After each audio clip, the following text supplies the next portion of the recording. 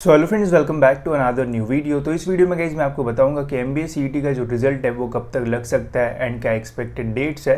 And dates जानने से पहले गाइज मेरी आप सभी से एक रिक्वेस्ट है कि कमेंट सेक्शन में प्लीज़ अपना जो एक्सपेक्टेड स्कोर है वो ज़रूर लिखना एंड ये भी लिखना कि एक्सपेक्टेड आप कितना परसेंटाइल जो है वो कर रहे हो एंड कितना परसेंटाइल आपको मिलना चाहिए। जब रिजल्ट लगेगा तब तो हम देख लेंगे, बिकॉज जनरली CET में हमेशा ऐसे देखने को मिलता है कि एग्जामिनेशन के बाद जो स्टूडेंट्स खुश होते हैं, रिजल्ट के बाद उनका जो खुशी है वो थोड़ा कम हो जाता है एंड जो एग्ज़ाम के बाद ज़्यादा निराश होते हैं वो रिज़ल्ट के बाद जो है वो थोड़े ज़्यादा खुश हो जाते हैं।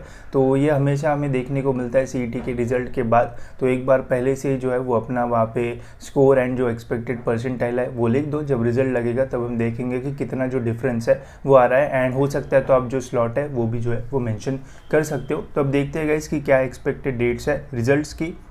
तो अगर गाइज़ मैं आपको पहले के कुछ रिज़ल्ट्स के डेट्स बताऊँ तो 2022 में अगस्त में जो एग्ज़ामिनेशन है वो हुई थी एंड सितंबर में जो रिज़ल्ट है वो लगा था, बहुत ही जल्दी जो रिज़ल्ट है वो आ गया था।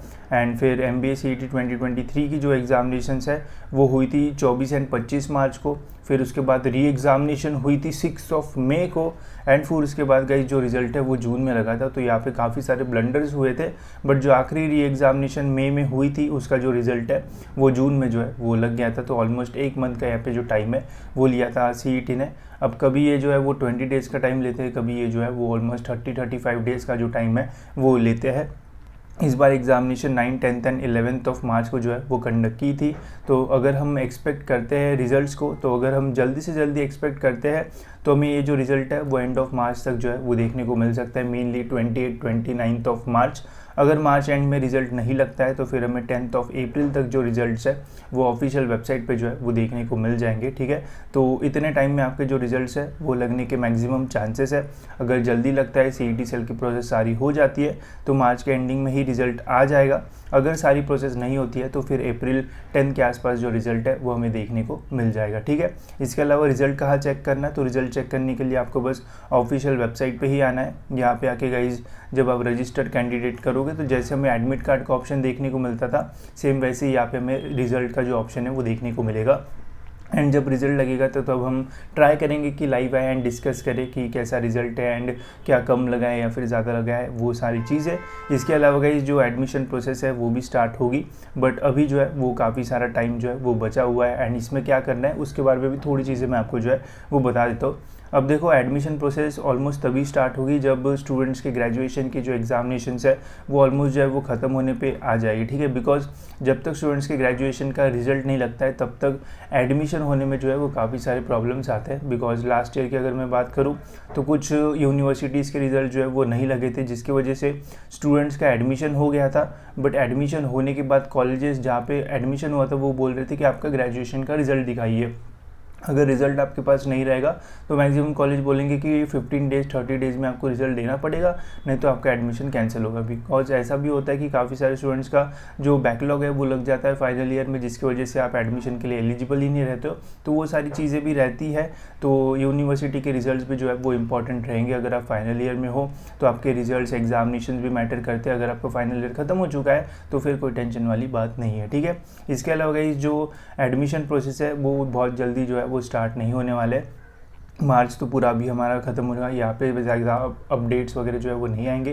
अप्रैल या मार्च एंडिंग में जो रिज़ल्ट लगेगा वो लगेगा, फिर उसके बाद मई में भी कुछ नहीं होगा एंड जून से सारी जो चीज़ है वो मैक्सिमम स्टार्ट होती है। पहले रजिस्ट्रेशन होता है, फिर डॉक्यूमेंट वेरिफिकेशन, फिर कैप राउंड होता है। तो जून, जुलाई, अगस्त ये 3 महीने जो है वो एडमिशन के पॉइंट ऑफ व्यू से सबसे ज़्यादा जो है वो इम्पॉर्टेंट होते हैं। अभी के टाइम पे मैं आपको यही सलाह दूंगा कि अगर आपने MBA CET की एग्ज़ामिनेशन दी है एंड आप सीरियस हो एडमिशन लेने के लिए, तो जितना भी डॉक्यूमेंटेशन का वर्क है वो पहले ही जो है वो कंप्लीट कर लो।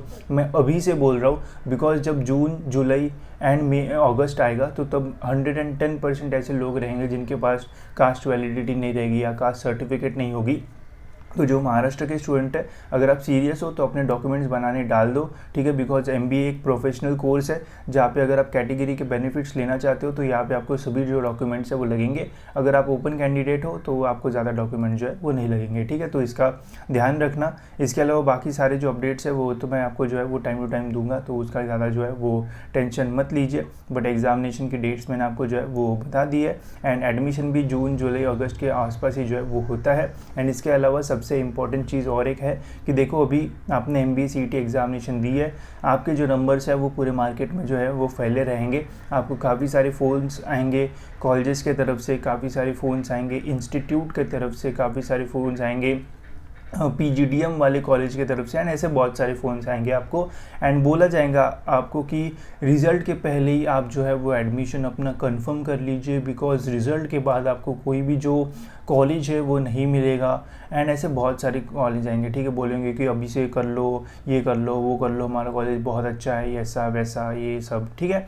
तो मैं बोलूँगा कि रिज़ल्ट के पहले ये सारी चीज़ें करने की कोई ज़रूरत नहीं है, बिकॉज़ जो एडमिशन प्रोसेस है वो रिज़ल्ट के बाद ऑफिशियली शुरू होती है। जितने भी फ़ोन्स आएंगे आपको कॉलेजेस की तरफ से वो बस इसीलिए आते हैं ताकि उनके एडमिशन भर जाए। एंड ऐसे ही कॉलेजेस की तरफ से आपको फ़ोन आएंगे मैक्सिमम जो इतने अच्छे नहीं है, जहाँ पे इतने प्लेसमेंट नहीं होते हैं, ठीक है। आपको कभी भी JB IMS का फ़ोन नहीं आएगा, कभी भी वेलिंगकर का फ़ोन नहीं आएगा, कभी भी सिडनम का आपको जो फ़ोन है वो नहीं आएगा, कभी भी पुम्बा का फ़ोन आपको नहीं आएगा। ऐसे ही कॉलेज का फ़ोन आएगा जहाँ पे इतने एडमिशन नहीं होते या फिर जहाँ पे इतना अच्छा प्लेसमेंट हमें जो है वो देखने को नहीं मिलता है। तो जितने भी फ़ोन्स आते हैं उनके तरफ से कॉन्टैक्ट लेके रखो, कभी ज़रूरत पड़े तो हम आपको कॉन्टैक्ट करेंगे ऐसा बोल के काट दो। बट अभी से अपनी सीट बुक करो या फिर ये चीज़ें करने के पीछे जो है वो मत जाओ, बिकॉज फिर जब एडमिशन का ऑफिशियल प्रोसेस स्टार्ट होती है तो स्टूडेंट जो है वो पहले से यहाँ पे फंस जाते हैं, वहाँ पे अपने डॉक्यूमेंट सबमिट कर देते हैं, जिसकी वजह से आगे जाके काफ़ी सारे जो प्रॉब्लम्स है वो फेस करना पड़ता है। तो ये ध्यान रखना। बाकी रिजल्ट की डेट्स ये रही मार्च एंड या फिर April 10। इसके अलावा जो भी ऑफिशियल अपडेट्स आएंगे एडमिशन के, मैं time to time step by step सारी चीज़ें बताऊँगा। आप घर बैठे अपना एडमिशन जो है वो कर पाओगे, इसकी गारंटी मैं आपको देता हूँ। साथ ही में कॉलेजेस के रिव्यूज़, कौन सा कॉलेज अच्छा है कौन सा बुरा है, 350 से भी ज़्यादा कॉलेजेस है तो कैसे हमें शॉर्ट आउट करना है, तो सारी चीज़ें मैं आपको बताऊंगा। तो टेंशन मत लो, बस अपना ध्यान रखना एंड अवेयर रहना कि कहाँ पे हमें फोकस करना है एंड कहाँ पे फालतू की जो चीज़ है वो नहीं करना है, तो आपका पूरा अच्छा एडमिशन जो है वो हो जाएगा, ठीक है। बाकी इस वीडियो में इतना गाइस, होप्स आपको ये वीडियो इन्फॉर्मेटिव लगा होगा एंड कमेंट्स में अपना जो स्कोर है वो बता देना, ठीक है। तो मिलते गाइस ऐसे ही और एक इन्फॉर्मेटिव वीडियो में।